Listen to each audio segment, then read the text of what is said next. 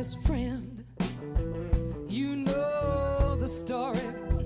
Here it comes again. I had wanted to be a singer as long as I can remember.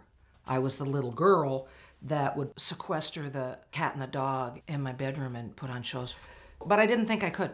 So I decided I'm going to do the next best thing. Screw it. I'm going to be an engineer, and I don't care there's no women. Because it will put me in an environment where I'm next to musicians, where I can be in the process of it, the creative trip. One late night session, I got called into the studio. It was a demo for Herman Jones, soul guy. Said, "Didn't you used to be a singer? I think you did, and I need some background vocals on this. So would you mind singing some stuff for me?" And I went, "Yeah, I can't do that, man." The chief engineer looked at me and he went, "You want to keep your job?" And I went, "Well, yeah." And he goes, "Get out there."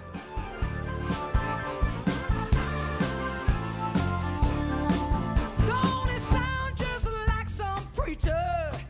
I swear the man stands up right and tall. What was it like working with Alligator Records?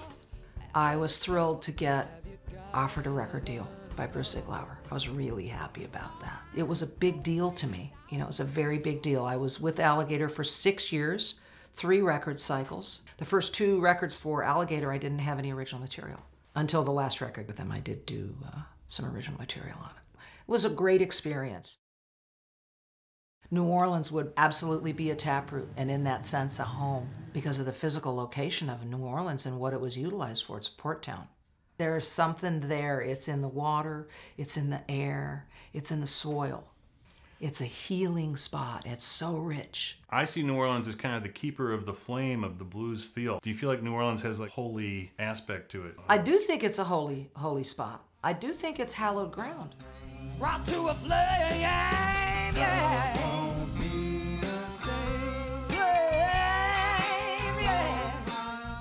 When you talk about country music, what I think of is Hank Williams and Patsy Cline and Tex Ritter.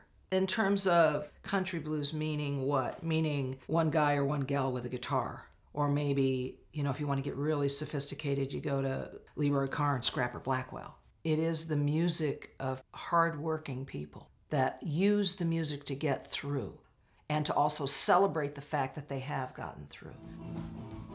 Just take New Orleans, for example, and look at a blues crowd when the band is on stage and they're banging. People aren't sitting there crying in their drinks. They're dancing, they're moving, they're grooving, they're laughing. They're having a great time. That isn't straight up alcohol. That's the music. It's a type of cathartic force for the listener and the performer. Completely cathartic. Takes me on a little journey, and then when it delivers me back, I'm a little bit better for it. As long as I can see the light, boy. Thank you for coming by. Blues Center interview. Thanks so much, Rick. I really appreciate it. As long as I